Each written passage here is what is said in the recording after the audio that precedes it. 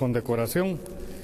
Este 13 de diciembre, día de Santa Lucía, le deseamos a todos ustedes un feliz día y estoy muy contento de estar presente en esta conferencia de prensa.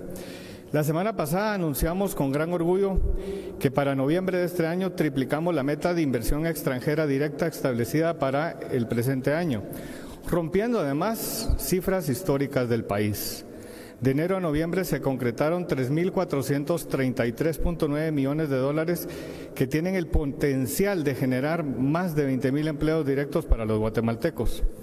Este logro ha sido gracias a esfuerzos coordinados público-privado y hemos impulsado una agenda de gobierno que es amigable para la inversión. La principal razón por la cual logramos triplicar la meta de inversión fue por la venta de una telefónica guatemalteca a una empresa europea. Sin embargo, aún si no tomamos en cuenta esta venta, es importante resaltar el éxito alcanzado por el esfuerzo realizado por estos últimos 2 años con la forma coordinada del organismo ejecutivo. Ha sido vital el esfuerzo de Mineco, el Ministerio de Energía y Minas, Mintrab, Intecap, entre otros. Si ustedes recuerdan, los números que nos habíamos fijado para el presente año eran 1.200 millones de dólares, aún restando los 2.200 millones, estamos arriba de la meta y no hemos terminado el año.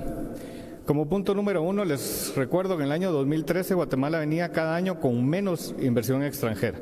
No solo estábamos atrayendo cada vez menos empresas, sino también las empresas que ya estaban en el país decidían reinvertir menos o incluso algunas se iban. Esto ya no sucede. Este año, el 2021, es el primer año que aún sin contar con la venta de la telefonía, como les informaba, la inversión extranjera directa ha vuelto a crecer. Vamos a tener la inversión extranjera directa más alta desde el año 2015. Estamos dando marcha atrás a 6 años de caída de inversión extranjera. En el año 2015 la inversión fue de 1.231 millones. Este año estaremos cerrando a un nivel similar, inclusive sin la telefónica que les mencionaba. Las nuevas empresas están creciendo. El año 2019, un año antes de la pandemia, la inversión nueva fue de apenas 30 millones de dólares. Este año será de 257 millones, la más alta en 4 años. La reinversión de empresas extranjeras que ya están instaladas en el país sigue creciendo.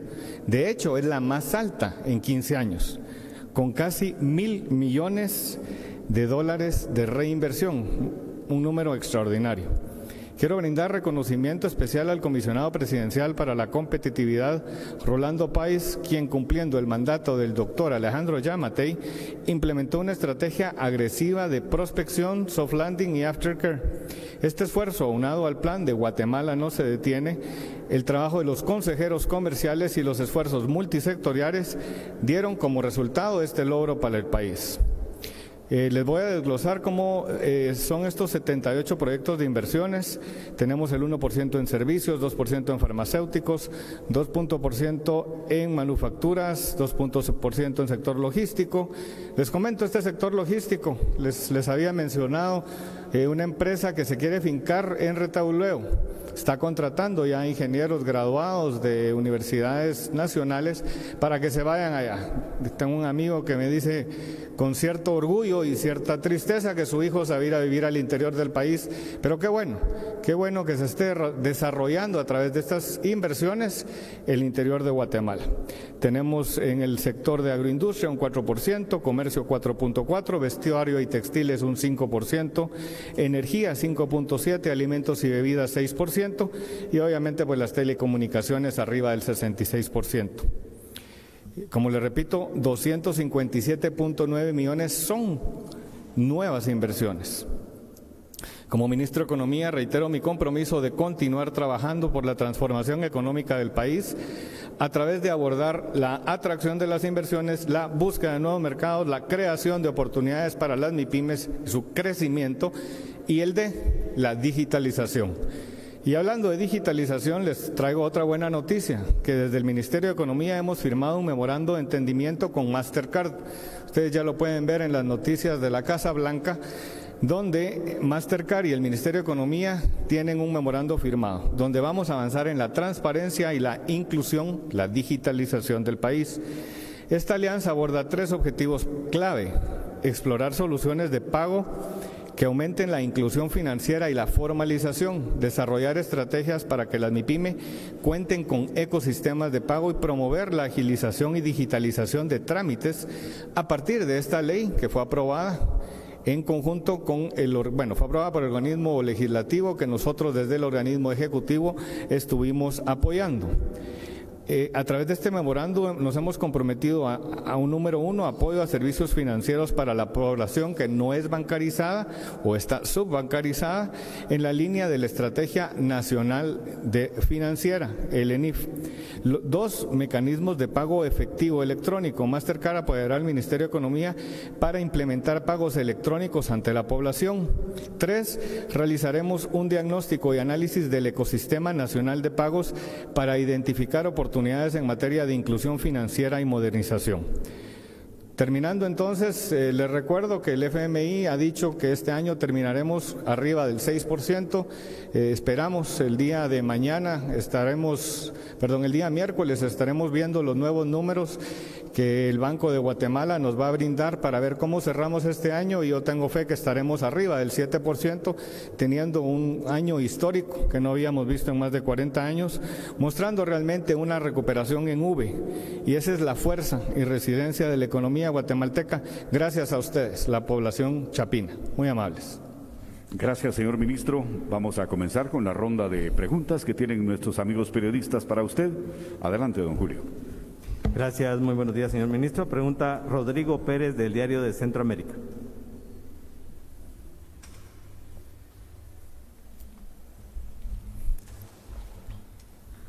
Muy buen día, ministro.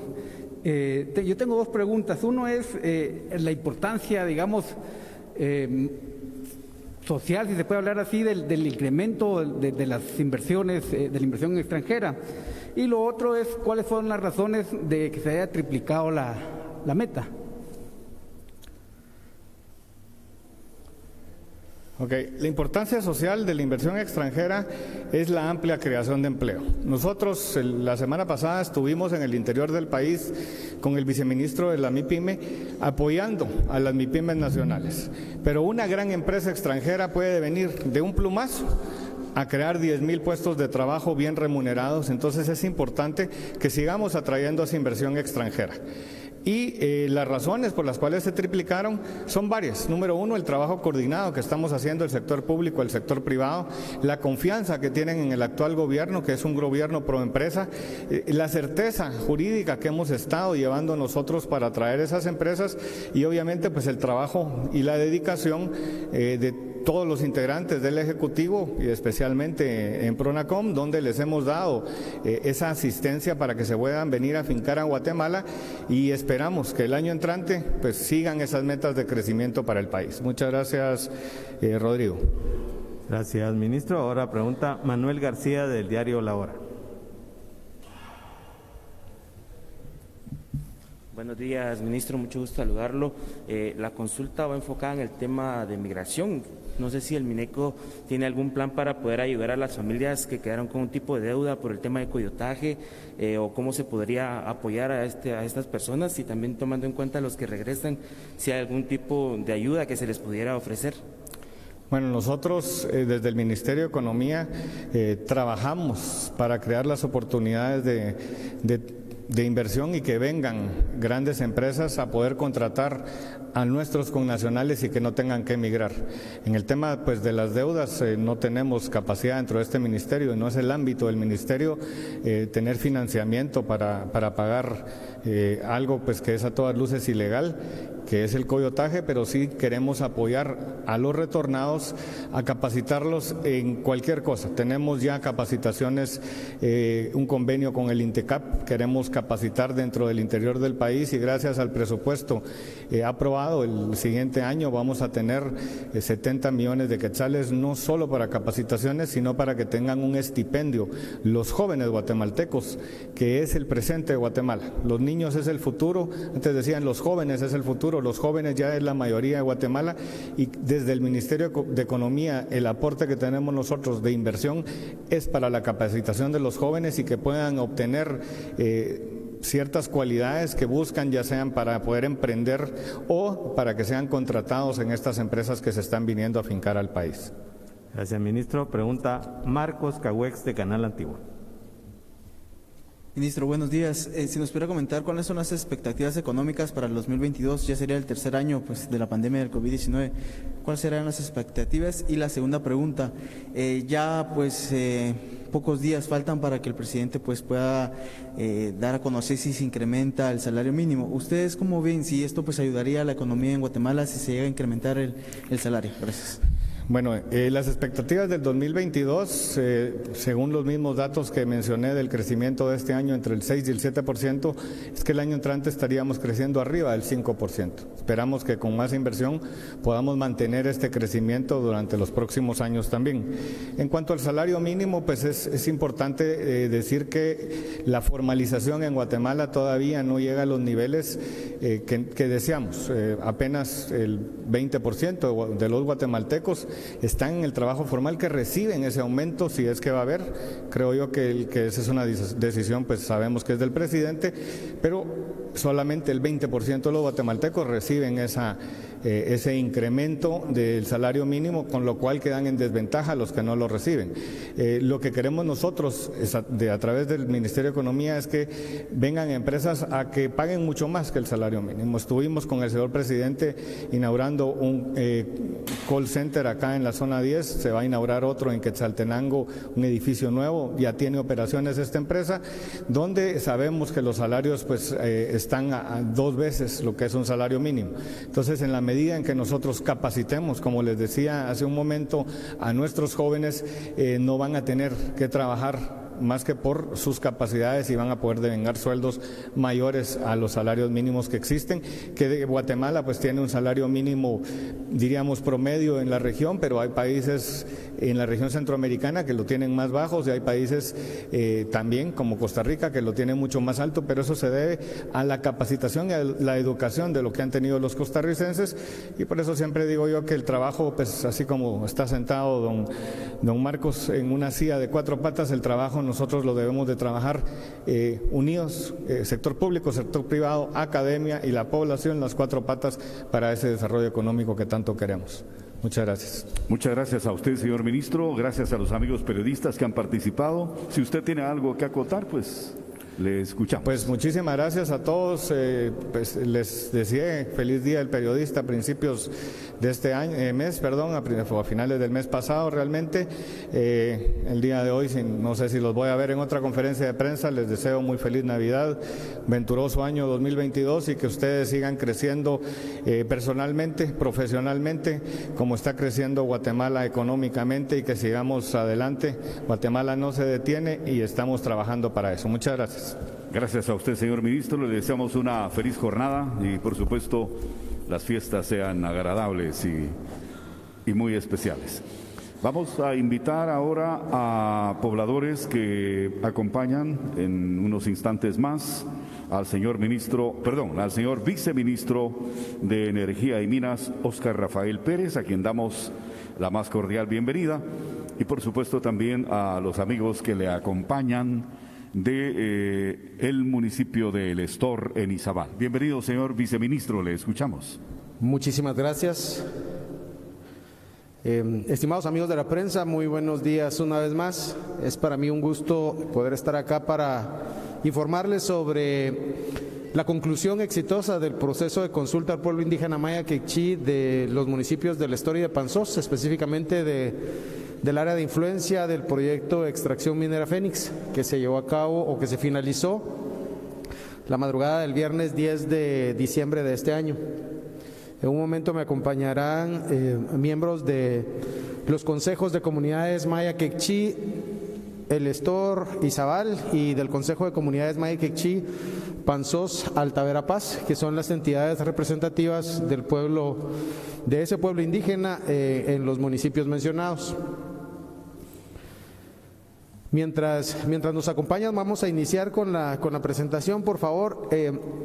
En ocasiones previas, pues tuve la oportunidad de presentarles a ustedes cuál era el proceso en el cual se desarrollaba la preconsulta y la consulta, y es este esquema de 6 fases que ustedes ven en la pantalla, en la presentación. Actualmente pues ya hemos agotado los 5 primeros pasos. que concluyen con la definición de compromisos que determinan si el proyecto es o no es viable. Hemos determinado que es viable la continuación del proyecto y pues nos encontramos en la definición de la etapa número 6, que es la etapa de monitoreo y seguimiento, que tiene vigencia durante toda la vida del proyecto. La siguiente, por favor. Básicamente se llevaron a cabo 7 reuniones de consulta. En estas reuniones de consulta, los 3 actores principales que fueron definidos por la Corte, el gobierno de Guatemala por medio del Ministerio de Energía y Minas, el pueblo indígena Maya Quechí por medio de sus instituciones representativas y el titular del derecho minero, extracción minera Fénix, que es la compañía guatemalteca de níquel. Y pues durante esa reunión, que fue una reunión, valga la pena mencionar, fue una reunión de casi 17 horas, en la que hubo mucha discusión y hubo mucho diálogo sobre todo, pero que finalmente se pudieron conseguir los acuerdos que viabilizan la operación, la continuidad de la operación del proyecto minero. Los acuerdos fueron consignados en un acta final, acta que tiene como nombre Acuerdos para el Desarrollo Sostenible de las Comunidades del Área de Afectación del Proyecto Minero Extracción Minera Fénix, alcanzados entre el Ministerio de Energía y Minas, las comunidades indígenas radicadas en el área de afectación del Proyecto de Explotación Minera Fénix y la Compañía Guatemalteca de Níquel Sociedad Anónima, CGN. Finalmente, pues después del proceso de diálogo intercultural que se llevó a cabo, pudimos establecer los acuerdos. Esos acuerdos fueron levantados desde las bases de las comunidades en el proceso que vamos a mencionar a continuación. Veamos la siguiente diapositiva, por favor. Tenemos algunos ejemplos de las actas comunitarias que se llevaron a cabo, es decir, quizás la importancia del proceso es que partió desde los altos liderazgos, por decirlo de alguna manera, pero que contó también con los insumos que se recogieron desde los mismos pobladores de las comunidades del área de influencia. Vamos a ver 3 ejemplos de actas comunitarias. El de Caserío Nueva Jerusalén es el segundo y el último, el del Caserío La Pista de El Estor. Básicamente este fue el proceso de consulta, desde arriba hacia abajo, la información se entregó y se analizó junto con representantes que habían sido nombrados por la Corte de Constitucionalidad. Digamos, las instituciones fueron nombradas por la Corte de Constitucionalidad y cada institución nombró de acuerdo a sus propios principios a sus representantes en los procesos de preconsulta y de consulta. Posteriormente, toda la información también se compartió y se analizó con los 2 consejos de comunidades Maya Quechí, con representantes de las 18 microrregiones que conforman el Estor y de las 9 regiones que conforman Panzós. Valga la pena decir que el área de influencia afecta a comunidades que están únicamente dentro de 3 de las 12 microrregiones de el Estor y de 2 de las 9 regiones de Panzós. Sin embargo, la información se compartió y se analizó con los líderes que representan al pueblo quechí en los 2 municipios completos.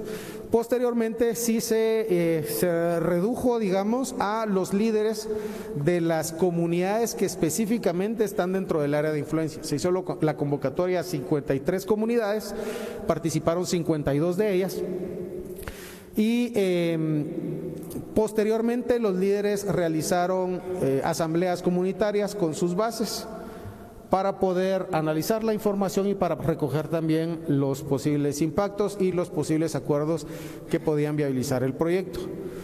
Después de eso, la información fluyó de abajo hacia arriba, desde los pobladores de las comunidades del área de influencia por medio de sus actas comunitarias. Estas actas fueron analizadas y fueron integradas en los COCODES de segundo nivel y posteriormente también estas mismas actas fueron sintetizadas y analizadas y documentadas en las actas de los consejos de comunidades Maya Quechí, tanto del Estor como de Panzós. Finalmente, esa información se analizó los días 9 y 10 de diciembre con todos los representantes los que participaron desde la preconsulta y también en la consulta, y con ellos fue con los que se logró establecer los acuerdos que fueron plasmados en el documento que mencioné. Para recordar un poco sobre quienes participaron desde la preconsulta, y en la preconsulta fueron convocados Ministerio de Ambiente y Cultura y Deportes, Ministerio de Ambiente y Recursos Naturales, Ministerio de Cultura y Deportes, la Universidad de San Carlos de Guatemala y de las universidades privadas que tienen representación en el CODEDE de ambos municipios, la Comisión Presidencial del Diálogo, la Procuraduría de Derechos Humanos, consejos municipales tanto del Estor como de Panzós, los consejos comunitarios de desarrollo tanto del Estor como de Panzós, así como los representantes de las instituciones representativas del pueblo maya indígena Maya Quechí de los dos municipios, dentro de los cuales hay comunidades que caen dentro del área de influencia del proyecto. Desde luego participó el Ministerio de Energía y Minas como coordinador y como principal representante del gobierno de Guatemala para llevar a cabo este proceso de consulta, y el titular del derecho minero, la Compañía Guatemalteca de Níquel Sociedad Anónima. Durante la etapa de traslado de información también se requirió de la participación de otras instituciones. Esto pues para asegurar que la información era trasladada por las instituciones que tenían el mejor manejo de la información que se había requerido. Estamos hablando de que participó el Registro de Información Catastral, el Ministerio de Salud Pública y Asistencia Social. El Ministerio de Salud Pública y Asistencia Social participó durante las jornadas de traslado de información por medio de las supervisiones departamentales. Sin embargo, en la reunión final tuvo a bien acompañarnos el señor viceministro de Hospitales. Participó también el Ministerio de Trabajo y Previsión Social, el Ministerio de Energía y Minas, el Ministerio de Ambiente y Recursos Naturales y la Compañía Guatemalteca de Níquel. A la actividad final, que se llevó a cabo el día 9 de diciembre y que finalizó hasta el día 10, nos acompañaron los gobernadores departamentales de Izabal y Alta Verapaz, aunque los señores gobernadores fueron invitados también desde la etapa de preconsulta y tuvieron, valga la pena decir, un rol muy activo y muy importante del proceso. También participó el Registro de Información Catastral, el Ministerio de Salud Pública y Asistencia Social por medio del viceministro de Hospitales, el Ministerio de Trabajo y Previsión Social, nos acompañó también el Ministerio de Economía, que no se había integrado antes, y también el Ministerio de Comunicaciones, Infraestructura y Vivienda. La siguiente, por favor. Dentro de los acuerdos, el principal acuerdo es la generación de un plan integral de desarrollo que sea coordinado por medio del Ministerio de Energía y Minas y que tiene 4 ejes principales. Primero, productividad y empleo. Segundo, educación, tercero, salud, y finalmente cultura y espiritualidad. Este es un plan de desarrollo que nace de una propuesta que tienen los consejos de comunidades maya quechí, tanto del Estor como de Panzós. Pero lo que buscamos es volverlo en un plan sólido que en 10, 20, 40 años pueda generar un cambio radical en las condiciones del pueblo quechí a como existen actualmente. Existen acuerdos de varias partes, ¿verdad? No es un acuerdo donde no es un proceso donde solo una de las partes define compromisos. En el caso de los pueblos indígenas hay compromisos de trabajar en conjunto con la Compañía Guatemalteca de Níquel, algunos proyectos de desarrollo, también de respetar los plazos que se tiene estipulado para la gestión y para la implementación de los proyectos que se acuerden entre las partes.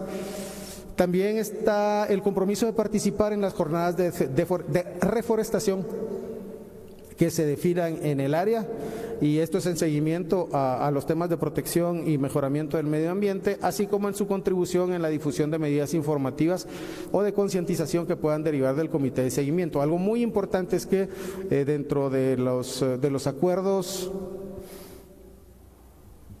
de implementación pronta, por decirlo de alguna manera, o de los acuerdos de implementación de corto plazo, existe la intervención también del Ministerio de Gobernación por medio del viceministro de Atención y Prevención del Delito para realizar medidas en la zona que contribuyan a asegurar la gobernabilidad, a mantener la paz y las condiciones seguras del buen vivir de las comunidades de la zona.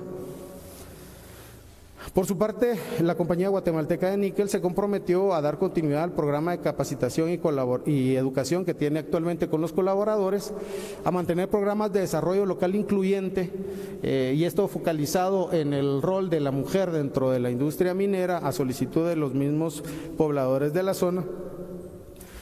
Y además de pagar las regalías que correspondan ley, desde luego, a un aporte de 3 millones de quetzales anuales, llamémoslo así por concepto de regalías voluntarias, a ser desarrolladas por proyectos que sean definidos por un comité de seguimiento conformado por representantes de todas las partes involucradas, y que tendría también como objetivo no solamente la implementación de este compromiso, sino también la verificación del cumplimiento de todos los compromisos alcanzados en esta reunión de consulta, y entre otros temas también a la fiscalización de la ejecución de este acuerdo económico. El comité de seguimiento, como les mencioné, sería conformado durante los primeros meses del año 2022, y se acordó también atender algunas peticiones puntuales de las comunidades. Una de ellas es la generación de empleo, temas de fortalecimiento de capacidades que tienen que ver tanto con los compromisos que adquirió Compañía Guatemalteca de Níquel, así como también otros compromisos de parte del gobierno de Guatemala, como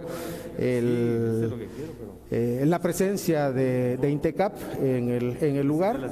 Hay compromisos incluso que adquirió la Universidad de San Carlos de Guatemala, que adquirió el compromiso de gestionar becas universitarias para los muchachos que se encuentren ya en el grado académico necesario para poder iniciar con estos programas en el 2023. O sea, es un programa que se empezaría a gestionar en el año 2022, y algunos temas de emprendedurismo, protección y cuidado al medio ambiente y la infraestructura. Estamos hablando de alianzas con otros ministerios, por ejemplo, con el Ministerio de Economía se lanzará un programa para la inclusión de productos que se producen en la zona en el programa de sello blanco que fue presentado hace algunos días a los medios. El Ministerio de Agricultura, Ganadería y Alimentación, por su lado, también ha confirmado su disponibilidad para realizar proyectos de cultivo de peces en el lago de Izabal, esto con el objetivo de reducir la presión que actualmente existe por la pesca hacia las poblaciones de peces nativos en el lago. Si continuamos, por favor. Y pues tenemos algunas fotografías para compartirles a ustedes sobre la primera reunión. Ahí tenemos las fechas de las diferentes reuniones que se realizaron, tal como fue acordado con las partes durante el proceso de preconsulta. Las reuniones se llevarían a cabo tanto en los departamentos de Izabal como de Alta Verapaz.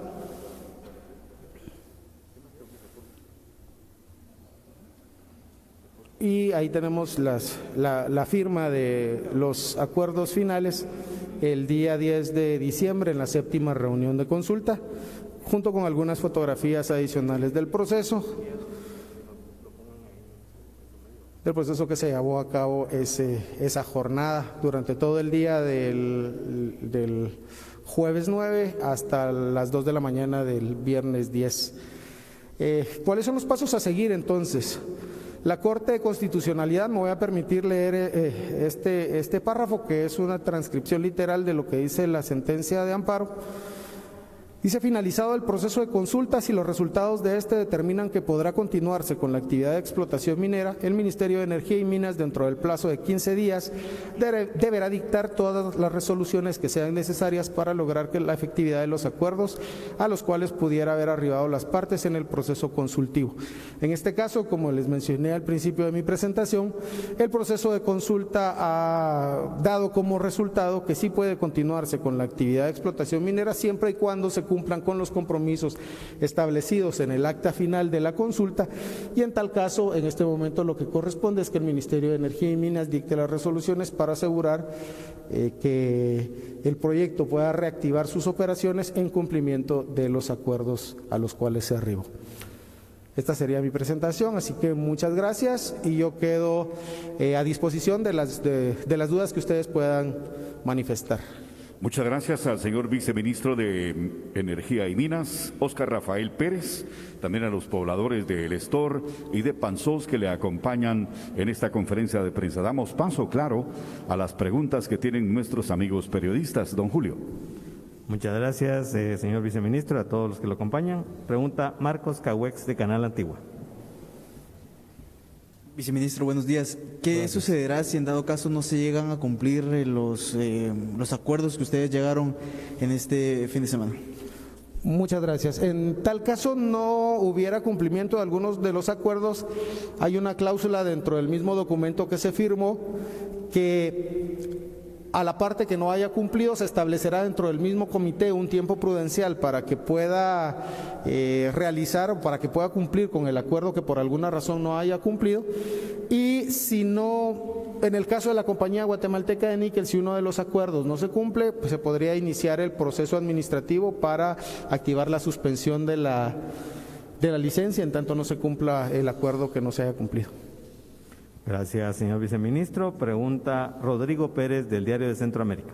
Gracias.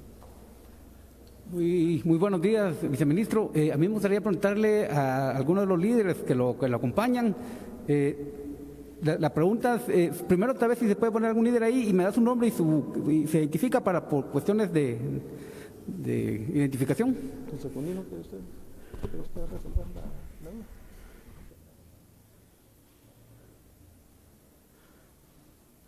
Muy buenos días. ¿Me regala su nombre, por favor, y su cargo?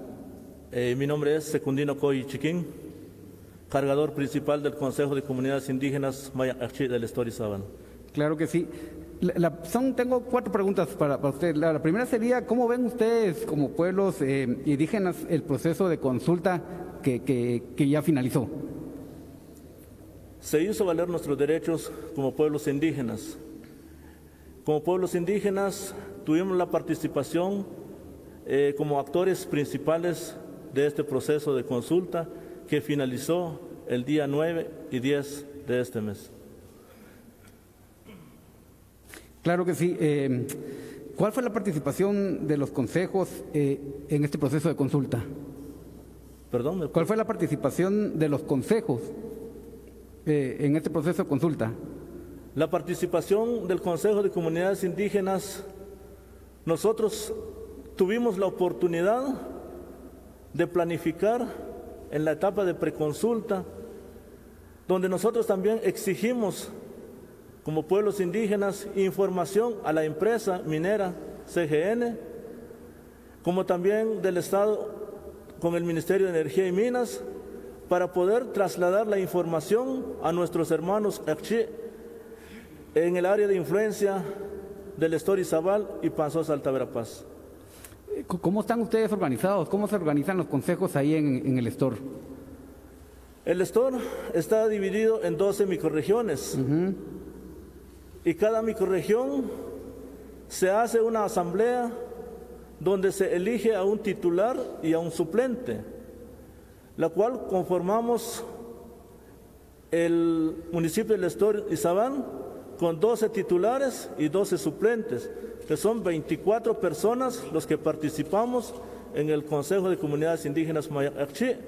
Y además del Consejo de Comunidades Indígenas, se hace también una elección para representar a las regiones, que es los puntos cardinales, norte, sur, este y oeste, que son 4 personas a lo que llamamos cargadores principales del Consejo de Comunidades Indígenas. Claro, sí. Y la última pregunta es, ¿cómo ven ustedes los acuerdos logrados?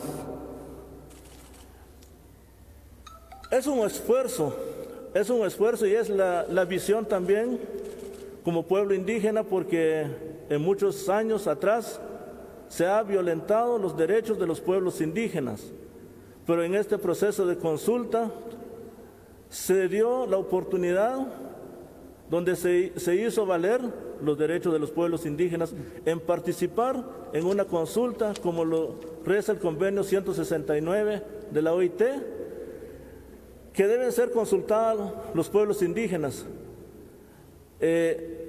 Además, tiene que ser previa e informada. Entonces, yo creo que con este proceso se hizo valer nuestros derechos como pueblos indígenas. Muy amable, muchas gracias. Pregunta Eduardo Hernández de Radio Punto.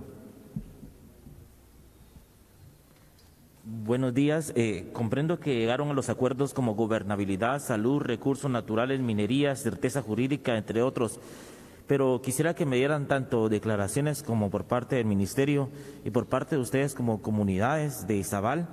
¿Cuál será el seguimiento a todos estos acuerdos que se llegaron? ¿Cómo de alguna manera ustedes verificarán que se cumplirá a estos acuerdos que se firmaron, tanto el Ministerio de Energía y Minas como de las comunidades? Muchas gracias. Bueno, será de manera conjunta. Básicamente sigue el trabajo conjunto entre los actores que fueron designados por la Corte de Constitucionalidad para iniciar el proceso, pero creo que resultaría de una pertinencia mayor si lo pueden contestar los miembros de la entidad representativa del pueblo maya quechí, así que les dejo la palabra.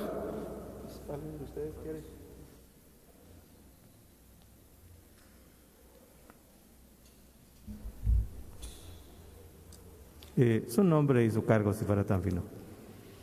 Carlos Asís Más, para servirle a Dios y a ustedes.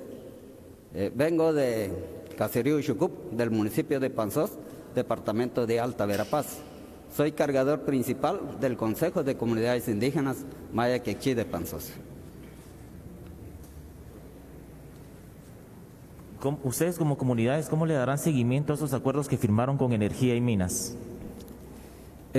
Fíjese que, como decía aquí al viceministro, que de aquí después de que la Corte Constitucional dictamine o cede nuevamente la licencia minera, de ahí a los 6 meses nosotros una vez más nos vamos a sentar para verificar los cumplimientos, lo que va a hacer la empresa. Y sucesivamente cada 6 meses vamos a estar monitoreando o supervisando, más que todo fiscalizando. Muy bien, muchísimas gracias. Si tuviera el señor viceministro algo que acotar, lo escuchamos. Si no, agradecemos a los amigos periodistas que han participado y, por supuesto, a usted como autoridad. Sí, le escuchamos. Adelante. Bueno, agradecer nuevamente la presencia de nuestros amigos de la prensa, la acción que ustedes tienen de informar a la población sobre las actividades que se desarrollan, pues es vital para el país, no solamente dentro del Estado de Derecho, sino también específicamente para temas de gobernabilidad relacionados con conflictividad de algunos casos específicos, como ha sucedido por algunas malas informaciones que se ha transmitido localmente con respecto al proceso de consulta.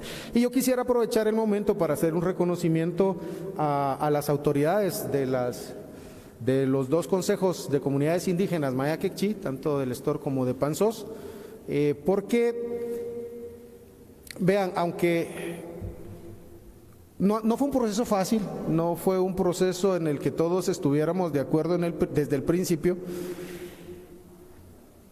el liderazgo de los cargadores principales y de los representantes de los consejos de comunidades Maya Quechí, y sobre todo su actitud, su afán por mantener el diálogo, aun cuando no estábamos de acuerdo en muchas cuestiones, el hecho de poder llevar hacia una mesa de discusión cuestiones que podían resultar duras de discutir, sin embargo se discutieron y muchas de ellas se resolvieron, y eso yo creo que es algo que quisiera yo reconocer el día de hoy y agradecer a las autoridades indígenas que mostraron, a pesar de todas las dificultades que se enfrentaron, ellos incluso enfrentaron algunas amenazas por representar al pueblo maya quechí en este proceso de consulta. Sin embargo, ellos se mantuvieron fuertes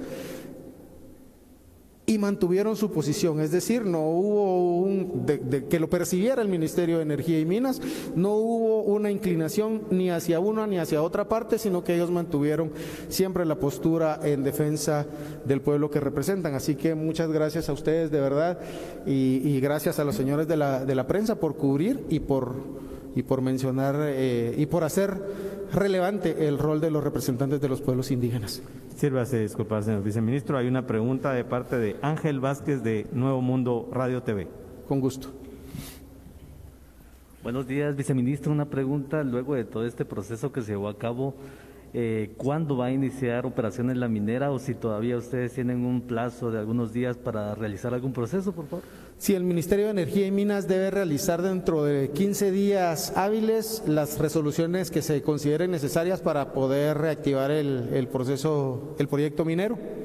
Estamos hablando que a más tardar los primeros días del mes de enero podría ya dictaminarse la reactivación del proceso minero. Sin embargo, para que físicamente inicien los procesos de extracción, ya queda a discreción del titular del derecho pues establecer qué pasos son necesarios para poder reactivar. Yo en este momento no tengo conocimiento si es necesario realizar algún proceso de mantenimiento, abrir alguna brecha o algo similar que sea necesario operativamente antes de iniciar el proceso, el proyecto minero, pero digamos que a más tardar en enero del 2022 ya debería haberse dictado la resolución que levante la suspensión sobre la licencia minera.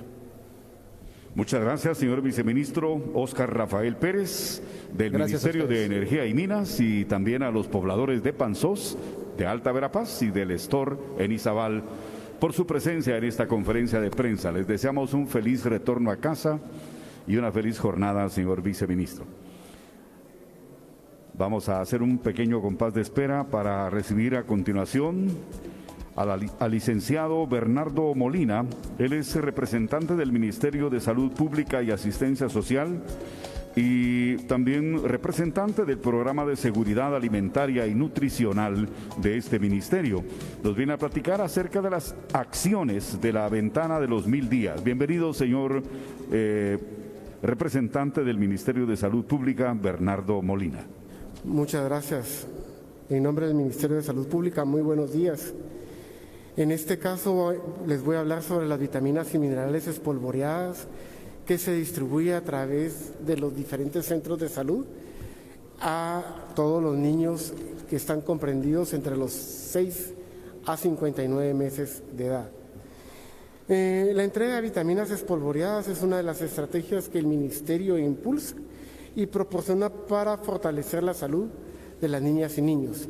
En este caso vamos a poder hablar un poquito también de lo que es para lo que se puede hacer con vitaminas y minerales, y estos son unos pequeños sobres que contienen una mezcla de vitaminas y minerales en polvo, las cuales se mezclan y se diluyen muy fácilmente con los alimentos que son tipo puré o semisólidos y que están preparados generalmente en casa para que sean distribuidos a los mismos niños. Estas enriquecen los alimentos que ya vamos a dar a nuestros niños. ¿Por qué? Porque se sabe que a partir de los 3 meses comienza a bajar los niveles que pueden tener estos niños dentro de su organismo. ¿Para quiénes son? Pues son para los niños de 6 meses a menores de 5 años, y la entrega es completamente gratis en los servicios de salud. Si por alguna razón a alguien se le olvidara que se los entreguen, debería de pedírselo a la enfermera o a la nutricionista del centro de salud. La entrega son de 60 sobres, se entrega 2 veces al año, o sea, cada 6 meses se usa un sobre hasta terminarlos, y deben aprovechar que se vaya en las primeras cucharaditas de alimentos que consume el niño para garantizar que ha consumido todas las vitaminas y minerales que van dentro de este sobrecito en polvo.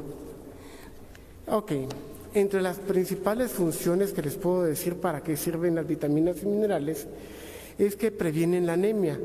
A partir del 3er mes de vida comienza a disminuir las reservas de hierro que tienen nuestros niños, y por lo tanto viene a darle de nuevo todo esto para el buen funcionamiento que tiene el hierro dentro de las vitaminas. Ayudan a prevenir las deficiencias y minerales de vitaminas, mejora la calidad de la comida que que está consumiendo el niño, precisamente porque le estamos fortaleciendo con nuevos micronutrientes, que algunos ya tienen, algunos se han perdido durante la cocción, y estamos garantizando que el niño está recibiendo una cantidad que necesita para tener reservas dentro del cuerpo. Y se usa para que estén más fuertes los niños. ¿Qué es la anemia? La anemia es una enfermedad que se puede tener muchas consecuencias para la salud y principalmente se da por la falta de hierro. Entonces estos micronutrientes espolvoreados en polvo contienen una cantidad suficiente de hierro que nos va a ayudar para que pueda prevenir prevenir el cansancio, que tenga un mejor rendimiento, alteraciones de desarrollo cognitivo, anomalías de crecimiento, debilitación del sistema inmune y evitar las infecciones frecuentes que padecen algunos niños por no tener esos micronutrientes. ¿Cómo se utilizan? Es bien fácil. El sobrecito se abre por una esquinita, se espolvorea sobre la comida que no esté muy caliente, se agrega y se mezcla. Esto debe ser con alimentos semisólidos, repito, no debe ser en alimentos líquidos, y se debe tratar de dar en los primeros 30 minutos que el niño está recibiendo su alimentación. Se debe garantizar que cuando yo voy a agregar el sobre de vitaminas y minerales a los niños, que esté a la temperatura que el niño va a consumir y no agregarlo cuando tengo que esperar que la comida debe empezar a enfriarse o a que tenga la temperatura para que pueda soportarla el niño. Entonces, ¿por qué la debo dar dentro de la media hora posterior que lo mezclé? Es porque el hierro y el zinc comienzan a reaccionar con los alimentos y podría darse una pequeña oxidación que no es mala, sino es clásico del hierro y del zinc, y entonces cambia la coloración y podría cambiar el sabor de los alimentos. ¿Dónde puedo agregarlo fácilmente? Dentro de los frijoles, un huevo machacado, entre verduras, entre los purés de verduras cocidas, frutas que estén machacadas y la comida suave pero que esté espesa. Ahí es donde yo debo agregar esos sobres, donde voy a garantizar que el niño consuma las vitaminas y minerales que él requiere por su edad. No la debo agregar en los alimentos muy calientes. ¿Por qué? Porque entonces tengo que esperar más o menos 15 minutos para que la comida se enfríe, y en lo que percibo al niño, porque a los niños hay que perseguirlos para darles de comer, se puede llegar a esa media hora que puede dar la oxidación de los alimentos. ¿Por qué no lo puedo dar dentro de alimentos líquidos? Es porque estos flotan y podrían quedarse pegados en la superficie del vaso o del utensilio que esté utilizando para darlo. Y como les dije, luego de pasados de 30 minutos es mejor descartar la comida porque el sabor ya cambió a un sabor algo metálico. Ahora, las vitaminas y minerales espolvoreadas son muy buenas para la salud y bienestar de las niñas y niños. Esos se entregan completamente gratis en todos los servicios de salud de la República. Ayudan a que la niñez tenga un mejor sistema inmune, un mejor desarrollo cerebral, por lo tanto favorece a su protección contra infecciones, a un mejor rendimiento escolar. Y recuerde, solicítelo en su centro de salud. Muchas gracias en nombre del Ministerio de Salud Pública. Muchas gracias, licenciado Bernardo Molina, representante del Programa de Seguridad Alimentaria y Nutricional, PROSAN, del Ministerio de Salud Pública. Vamos a comenzar con la serie de preguntas. Por favor, abocarse con don Julio. Adelante, don Julio. Muchas gracias. Muy buenos días, licenciado. Pregunta Michelle del CID de Radio TGW. Buenos días. Si me pudiera dar a conocer cómo el Ministerio de Salud da acompañamiento a las familias para que se cumplan las instrucciones para poder brindar estos alimentos a los niños. Gracias.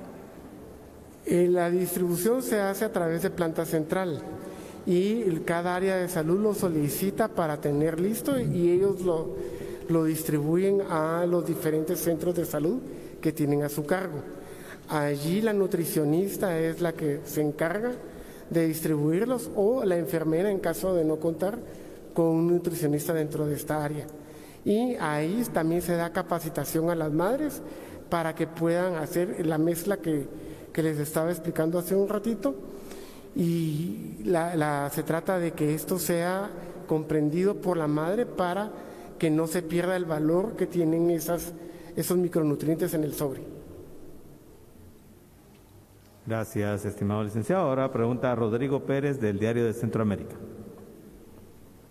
Muy buen día, doctor. Yo tengo 3 preguntas. La primera es, ¿en dónde se está implementando este plan por parte del Ministerio de Salud? En todos los centros de salud.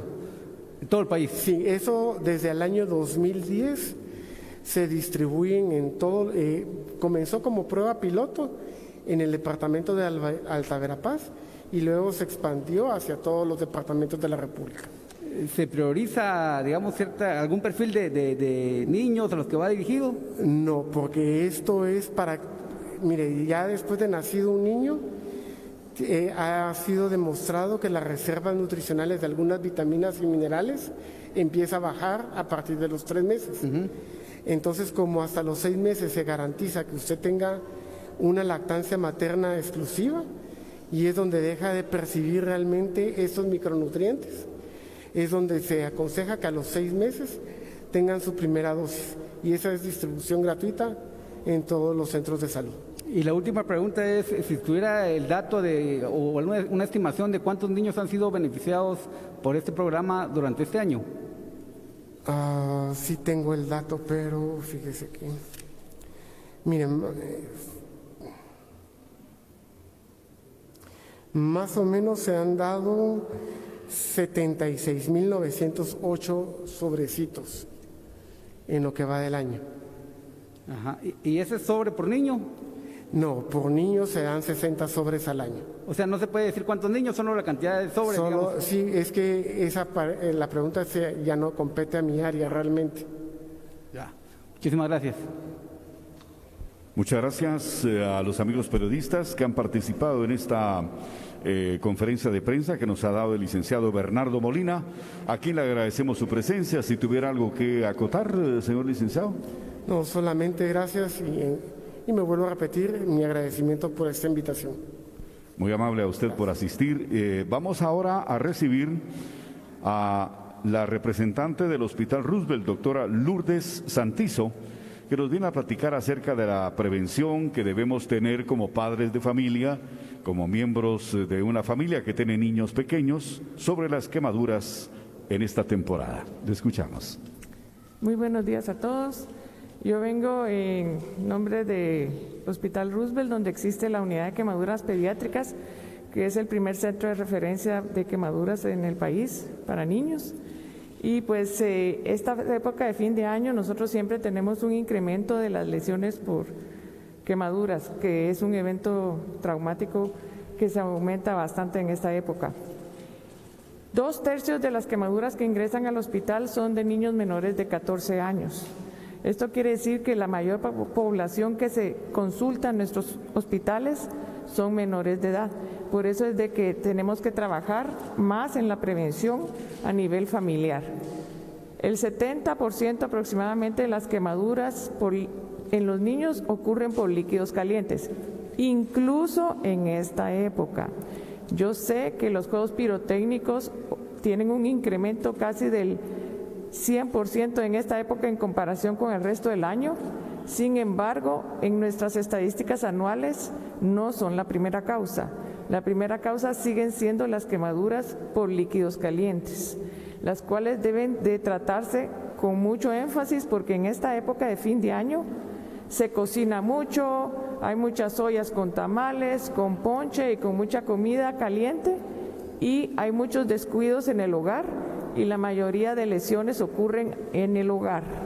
Entonces debemos tratar de evitar este tipo de lesiones dentro de nuestras casas.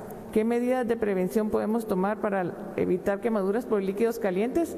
Pues no dejar ollas con líquidos calientes al alcance de los niños, no dejar recipientes con líquidos calientes en en mesas con manteles largos o que el niño pueda alcanzar, porque la mayoría de las quemaduras por líquidos calientes ocurren en la población de niños de 0 a 4 años de edad. Entonces son niños muy pequeños, los cuales sufren quemaduras más profundas. La segunda causa que tenemos dentro de las quemaduras son las quemaduras por fuego. Generalmente están relacionadas con incendios, explosiones de tambos de gas, lo cual vemos bastante en el hospital, y tenemos lesiones por vías aéreas, lo cual empeora el cuadro de los niños.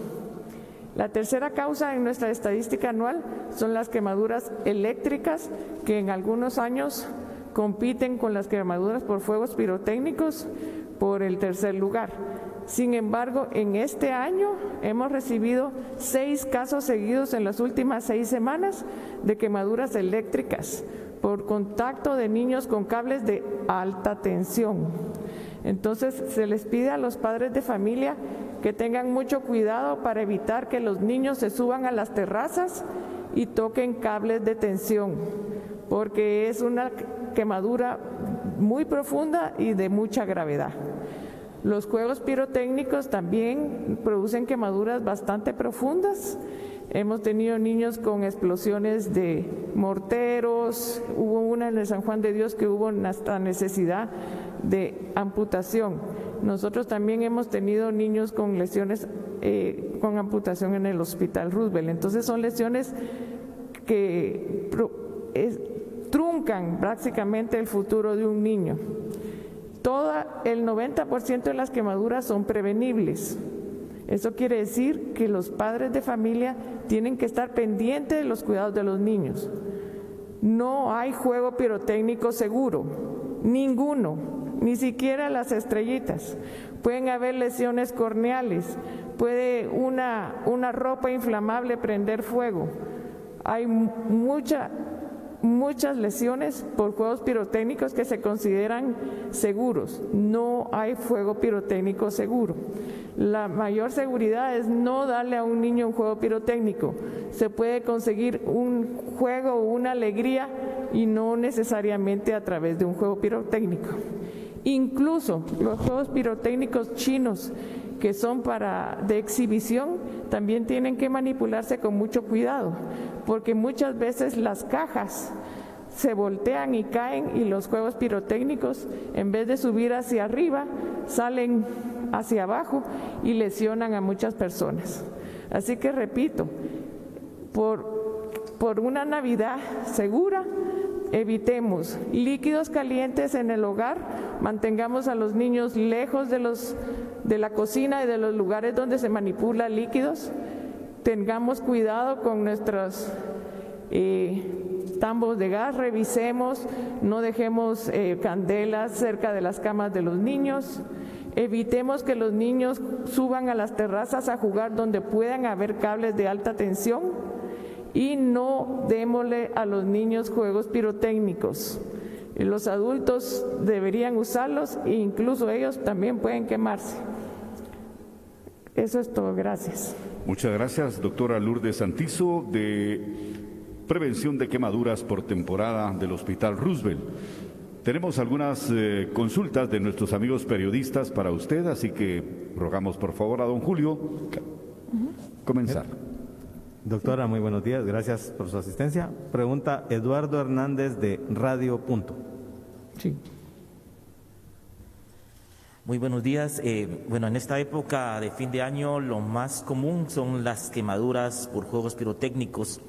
¿No es lo más común? No. ¿Cuál es lo más común entonces? Los líquidos calientes. Yo sé que en esta época los juegos pirotécnicos se aumentan considerablemente, pero siempre tenemos más niños quemados por líquidos calientes que por juegos pirotécnicos. No con esto le quiero restar importancia a las quemaduras por juegos pirotécnicos, no. Siempre se aumentan mucho en esta época porque es donde más se manipulan. Pero nuestra estadística, incluso en esta época de fin de año, es que los líquidos calientes son la primera causa de quemaduras. ¿Qué recomendaciones podríamos darle a las personas al momento de atender, ya sea a un niño o un mayor de edad, al momento de sufrir ese tipo de quemaduras, tanto por líquidos calientes como por la manipulación de fuegos pirotécnicos, y para que no utilicen algo que no les ayude y que les vaya a perjudicar más que beneficiar. Gracias. Correcto, gracias. Sí, dentro de las medidas de primeros auxilios es una quemadura, recuerden que mantiene un calor en la piel, entonces hay que enfriar la quemadura. Entonces se recomienda que el área quemada se ponga debajo de un chorro de agua corriente por lo menos unos 10 minutos. Esto alivia bastante el dolor de la quemadura y enfría la quemadura. Si la quemadura es extremadamente extensa, digamos cuando los niños caen de entre las ollas, se recomienda que solo se metan rápidamente a enfriar y luego se cubran con agua caliente para no hacer que el niño entre en un cuadro de hipotermia. Pero lo más importante es enfriar la quemadura con agua corriente y luego poner un paño seco, no húmedo, seco sobre la quemadura y consultar a un centro de salud. Gracias, doctora. Ahora pregunta Marcos Cahuex de Canal Antigua. Doctora, las quemaduras por los líquidos calientes, ¿ustedes tendrán cifras de cuál es el consolidado, digamos, de durante este año? ¿Cuántas quemaduras se han tenido por este tipo a comparación del año 2020 que estábamos en pandemia? Tenemos consolidado del 20 y del 21 hasta noviembre de este año. El año pasado se atendieron aproximadamente 250 ingresos de pacientes quemados durante la pandemia. Eso es una reducción de más o menos un 20% en comparación a lo que nosotros vemos anualmente, que son más o menos 325 casos que se ingresan al hospital. Aparte, tenemos otros 150 casos que manejamos en forma ambulatoria y que no ameritan ingreso. Este año ya la cifra casi se normalizó porque ya estamos cerca de los 300 casos para este año. Estamos esperando solo este mes, que este mes es uno de los más considerables, ¿verdad? Entonces, esto más o menos estamos llegando ya a números prepandemia, ¿verdad? Doctora, y en relación a las quemaduras también, si se puede dar información de las quemaduras del sol, ¿esto también llega a afectar en este tiempo o en los próximos meses? Generalmente nosotros no tenemos pacientes, o sea, sí existen quemaduras solares, obviamente, es cuando la persona está muy expuesta al sol, pero generalmente solo en niños hemos tenido creo que un caso en 5 años que tuvo una exposición muy grande y se deshidrató, pero realmente no son quemaduras que realmente nos den problema.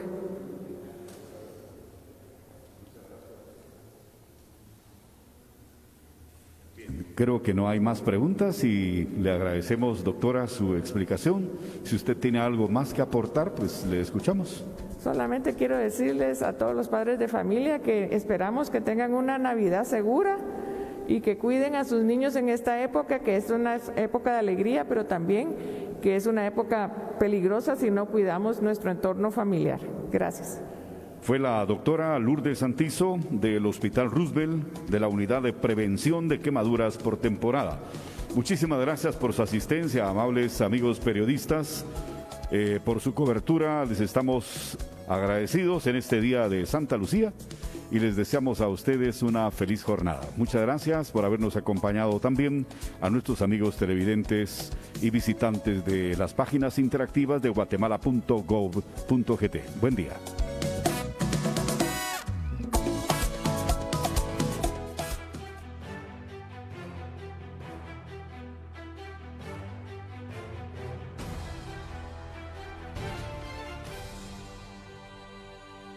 Podemos encontrar que dice que al realizar sumas que tienen sumandos iguales, podemos plantear una multiplicación. Y vamos a ver el ejemplo.